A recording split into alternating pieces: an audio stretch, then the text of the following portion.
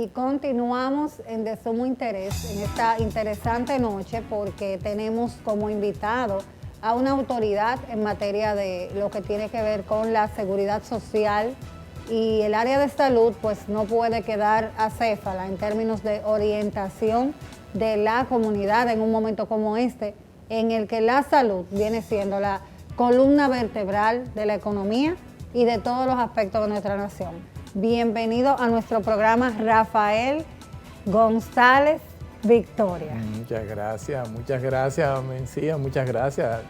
Tal como tú lo dices, ahora mismo la salud posiblemente es el pilar más importante, no de la economía, sino de la humanidad completa. Correcto. Por lo que estamos viviendo. Así mismo es, y Rafael, en atención a todas las inquietudes de la sociedad durante esta semana, en torno a este tema de las coberturas, sobre todo la cobertura de la prueba del COVID. Estuvimos viendo diversas informaciones en los medios de comunicación, pero una de las cosas que nos gusta hacer a nosotros aquí en De Sumo Interés es orientar a la ciudadanía. Y en ese sentido quiero que nos edifique con relación a qué es lo que ha pasado y qué tú crees que va a pasar en el inmediato con este tema. Sí, fíjate, realmente cuando comenzó la pandemia, hace ya más de un año, el Estado, asumiendo su rol, pues permitió que se hicieran todas las pruebas que fuesen necesarias. En este caso, la prueba más importante confirmatoria, que es la PCR-RT, que es la prueba que teníamos en ese momento disponible, de mayor confianza para garantizar un diagnóstico certero de la enfermedad. Entonces, la pandemia de por sí, y es bueno que esto se sepa, el término pandemia, como su nombre lo indica, significa una epidemia a nivel mundial. Y regularmente en los seguros de todo tipo, aquí en el mundo entero, es una exclusión, es decir, por lo regular los seguros no cubren pandemia.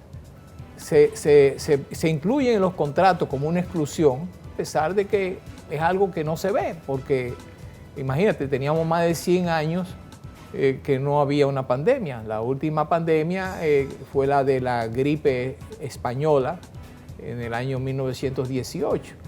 Entonces, pero el gobierno, asumiendo su rol, como te decía, ordenó que se hicieran las pruebas que fueran necesarias a toda la población, no importaba del ARS que fuera, y a través de la CISARRIL se autorizó a que las ARS a su vez autorizaran también a los laboratorios que estaban haciendo dichas pruebas, que eran muy pocos, por cierto, algunos 2 o 3 laboratorios de los grandes de nuestro país, pues lo hicieran y se les cubriera con la garantía de que el Estado le iba a reembolsar el costo de esas pruebas.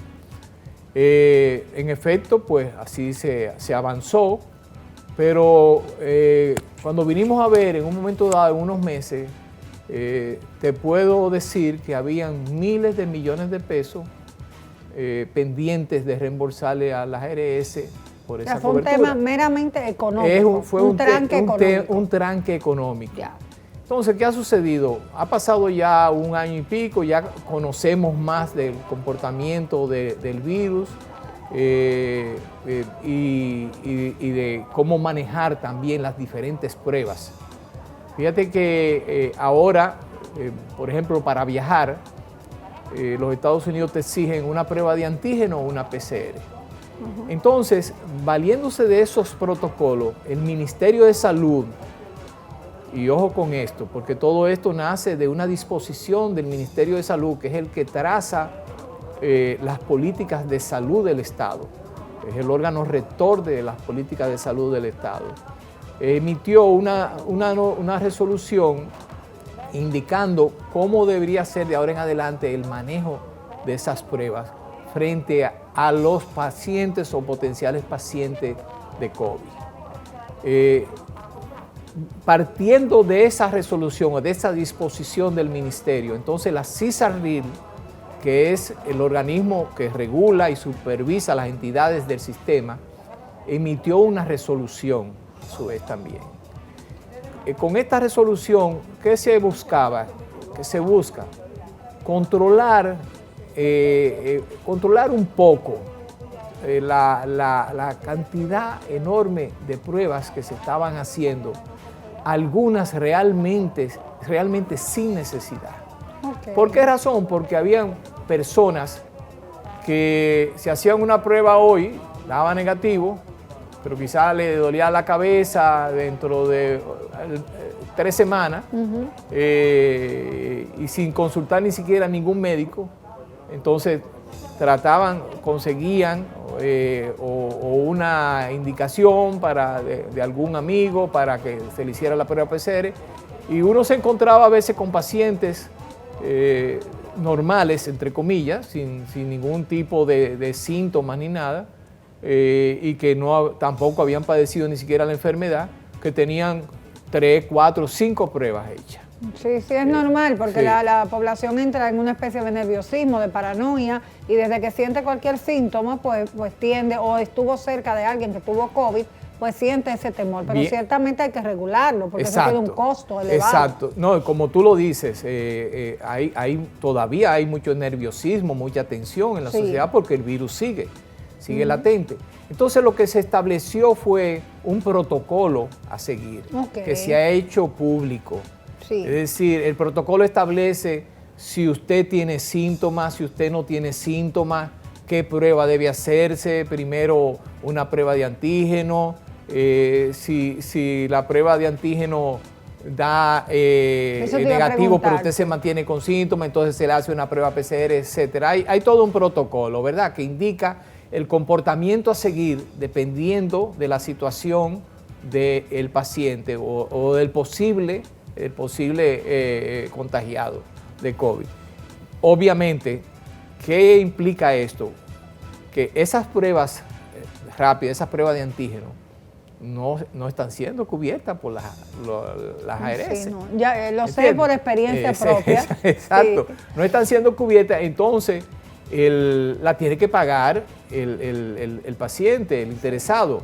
Esas pruebas rondan alrededor de 1.800, 2.000 pesos, sí, por ahí, dependiendo del laboratorio que sea, sí, que es una cantidad importante para cualquier, digamos, ciudadano que gane su salario mínimo. Claro.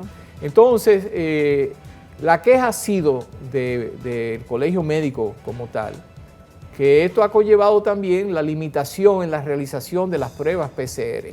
Okay. Porque el protocolo establece ciertamente esa limitación y que eso puede conllevar que haya entonces más personas contagiadas en la calle sin saber que son portadores del virus, y por ende se multipliquen los contagios con todo lo que esto conlleva. Bueno, ese es el temor. Ese es el escenario, definitivamente. Yo de todas formas quiero tu visión ya como profesional de la medicina y como experto en esta área. Me gustaría tú poderle hablar un poco a nuestra audiencia de cómo manejarse en sentido general. Vamos a decir paso 1, paso 2, frente a síntomas o cuál debe ser la dirección más correcta en el manejo de esto. Esto lo vamos a ver tras la pausa. Volvemos con el doctor Rafael González Victoria en De Sumo Interés.